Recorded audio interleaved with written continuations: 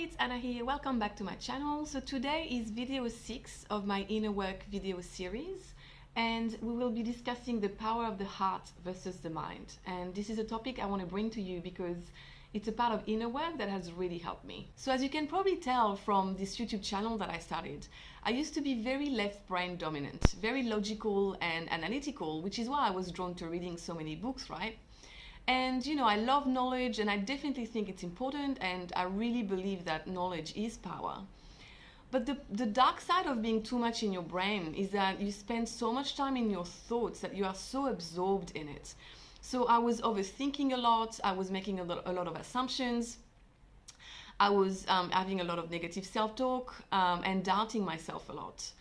So I actually did a highly informative video discussing these cognitive distortions that I recommend you watch. But basically it was me. I was doing all of it, and I think a lot of people are doing that.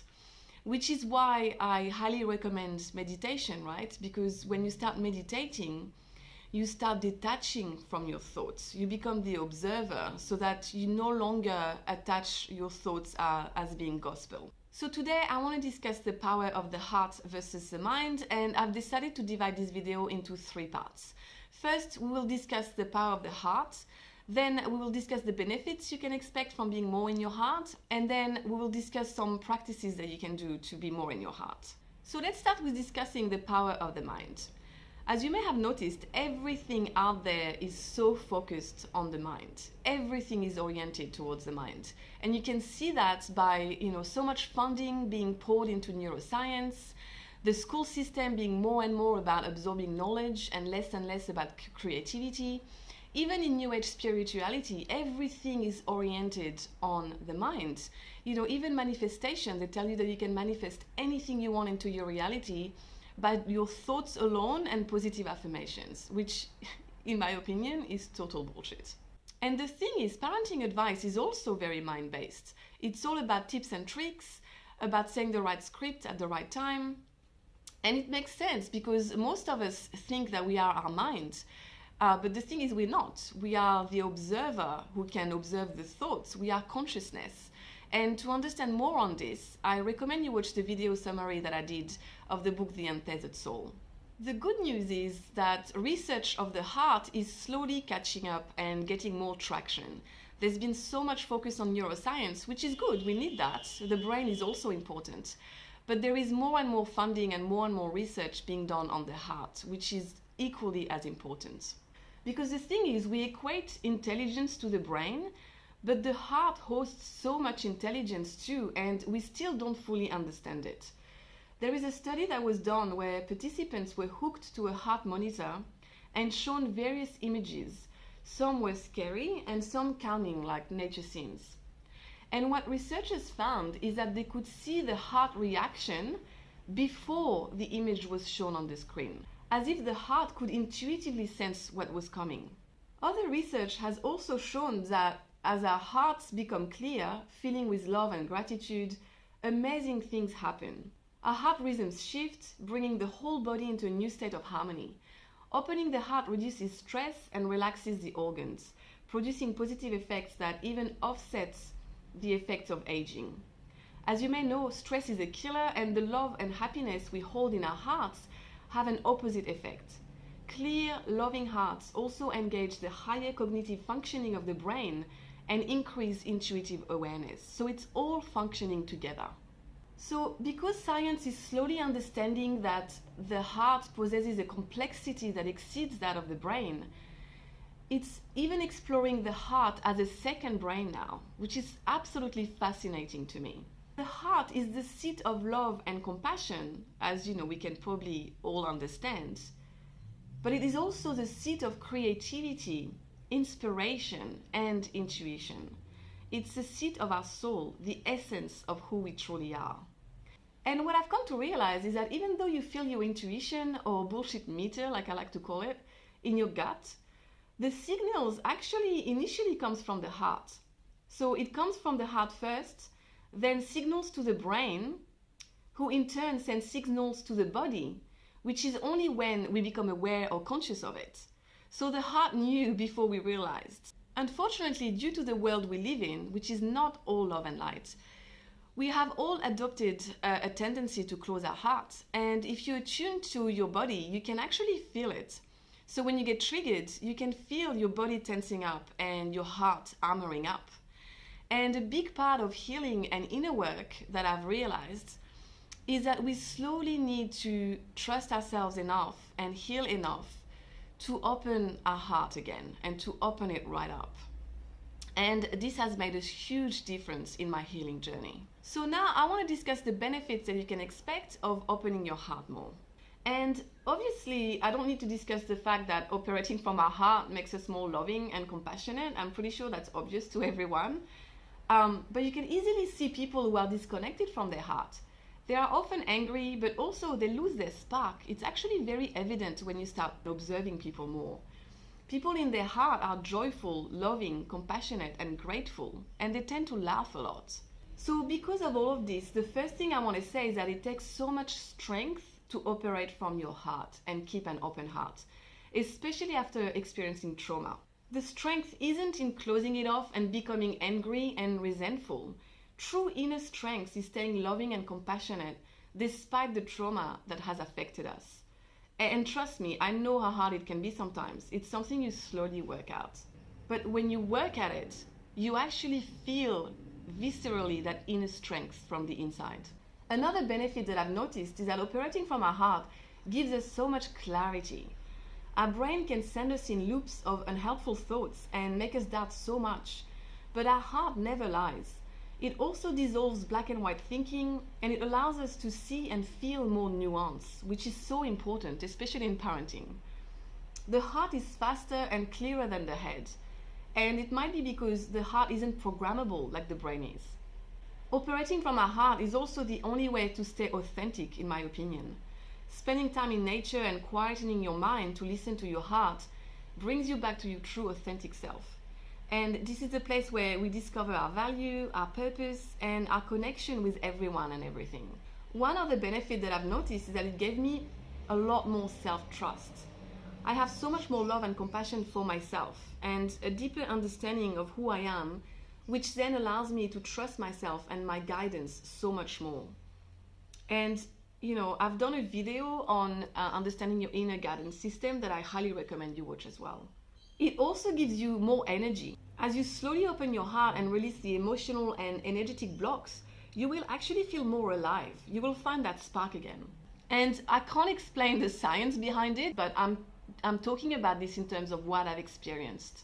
And I know a lot of other people have experienced the same thing.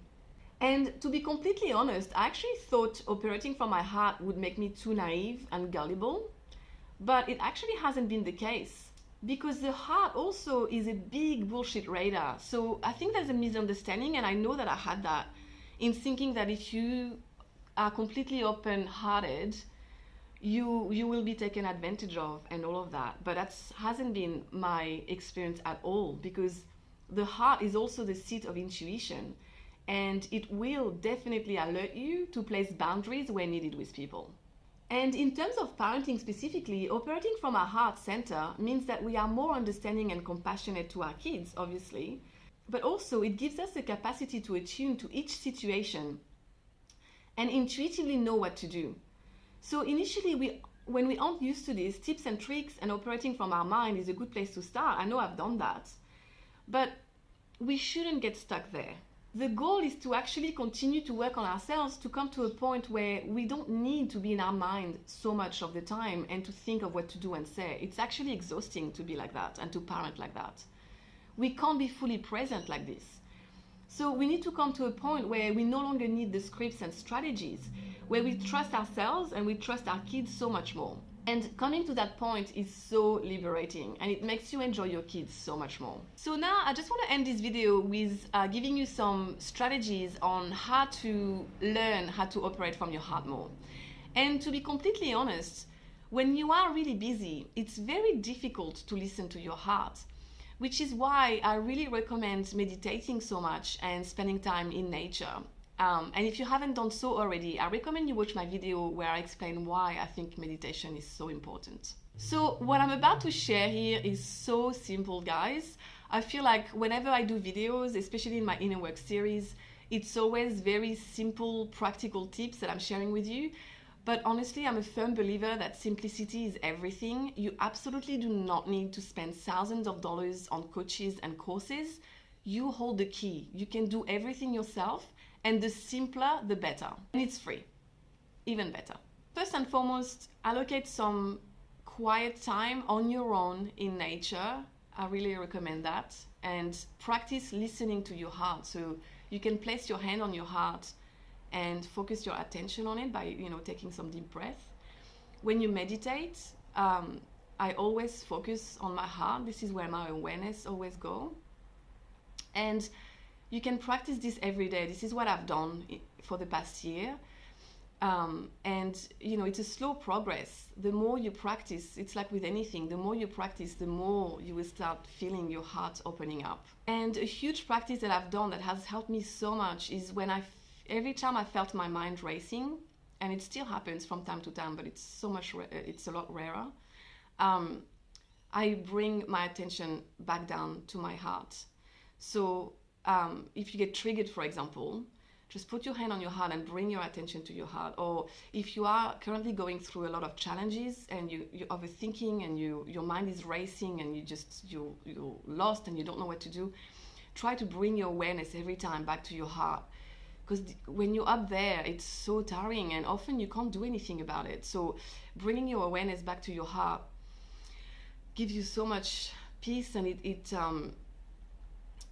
it calms your body immediately. So it's a practice, and obviously when your mind is racing, you're going to need to do it over and over again. But in my experience, the more I've practiced this, the more it becomes second nature. I don't even think about it now. I do it intuitively. And if you are in a situation where there are so many challenges and all of that, and you don't know what to do, do nothing. That's my best advice. Just spend time in nature, in silence, in meditation, and just keep listening to your heart, keep focusing on your heart, and do nothing until the answers come, and they will come.